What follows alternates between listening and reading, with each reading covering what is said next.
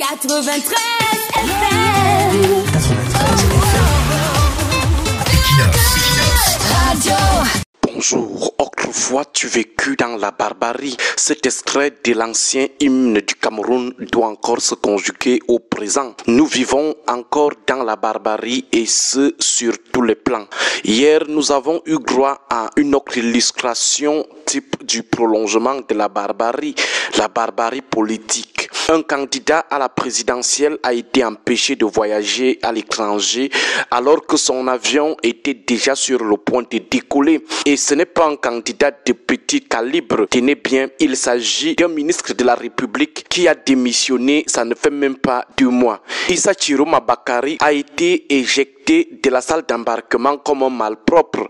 Un commissaire de police est venu lui dire, juste avec la bouche comme ça, que monsieur, vous êtes interdit de voyager. La décision vient de la présidence de la République, une décision avec la bouche. Tout ceci, il n'y a aucun papier signé, aucune note signée, tout se passe simplement avec la bouche. Nos frères et sœurs qui vivent dans les pays sérieux, est-ce que c'est comme ça que ça se passe là-bas chez vous? En plus, les documents privés de monsieur Issa Chiroma Bakari sont immédiatement filmés et balancés sur les réseaux sociaux. C'est la même chose qu'un commissaire de Douala a fait récemment avec les documents du dossier de candidature de Maurice Kamto. Quelqu'un vient pour légaliser un document, vous le commissaire, vous le filmez immédiatement et vous envoyez à vos commanditaires. Après, vous balancez ça sur les réseaux sociaux. Voilà pourquoi nous estimons qu'on doit remettre dans notre hymne l'extrait de l'ancien où on parle de la barbarie en conjuguant cette fois-ci cet extrait au présent. Nous vivons encore dans la sauvagerie. Les autres parlent de l'ensauvagement du champ politique. Voilà quelqu'un qui a été un fervent défenseur de Paul Biya, un griot du clan de Yaoundé, juste parce qu'il a décidé de démissionner pour répondre à l'appel du peuple du changement. Il est désormais considéré comme un voyou, un malpropre, il est traqué, sans honneur, sans égard. Un opposant est donc un renégat, une ordure, un machin aux yeux de la branche fondamentaliste. L'ingratitude et le mépris pour ceux qui veulent dire stop à la gestion chaotique du pays. Vous interdisez à quelqu'un de voyager juste parce qu'il a dit qu'il n'est plus dans vos histoires, qu'il n'est plus dans vos machins.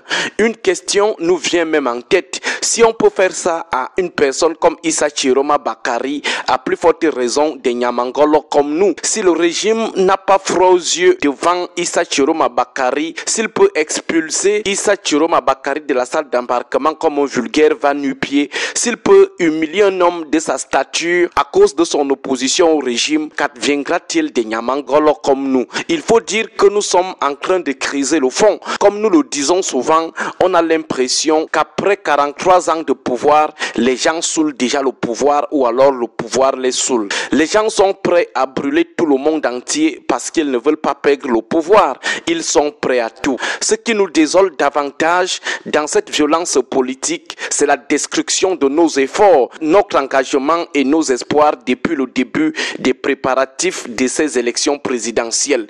Nous nous sommes engagés à fond pour amener les plus sceptiques à s'engager. Nous pensions dire à ceux qui parlent toujours de l'opposition, de la déstabilisation, que nous sommes pour la lutte politique conventionnelle, que nous sommes pour la lutte politique dans les urnes, une lutte dans les élections. Nous avons dépensé de notre temps, sacrifié nos petits moyens financiers pour appeler les Camerounais à participer aux élections, que c'est la seule voie d'expression idéale pour choisir nos dirigeants ou faire bouger les choses. Aujourd'hui, avec toute la barbarie politique, toute la violence politique que produisent les gens de Yaoundé, les pouvoirs publics qui sont les premiers à réduire à zéro nos efforts de mobilisation pour amener les Camerounais à ne pas penser à d'autres formes d'expression politique. On est tout simplement désillusionnés, on est tout simplement abattus. Nous étions convaincus qu'en encourageant les Camerounais à ne pas penser à la rue, à ne pas penser au coup d'État, les pouvoirs publics étaient sur la même longueur d'onde que nous.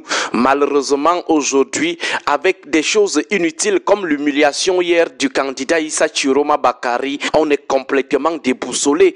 Pendant que nous on s'investissait pour une élection apaisée, plusieurs membres du gouvernement et cadres du pouvoir de Yaoundé préparaient plutôt autre chose. Nous continuons d'appeler la branche extrémiste du renouveau à la retenue. Nous les appelons à nouveau à l'apaisement. La violence politique qu'ils produisent là, ça ne sent pas bon pour l'avenir du Cameroun. La tangente sur laquelle ils sont là risque d'amener le Cameroun vers une crise politique plus grave que ce que la Côte d'Ivoire, la Sierra Leone avait connu. Ça ne sent pas du tout bon, chers aînés. Certains ne voient pas ça parce qu'ils sont emportés par la défense tribale du pouvoir ou par la passion. Mais nous, on a étudié les crises à l'université. On a toute une thèse de doctorat sur la sociologie des crises. On sait donc capter les éléments chrysogènes.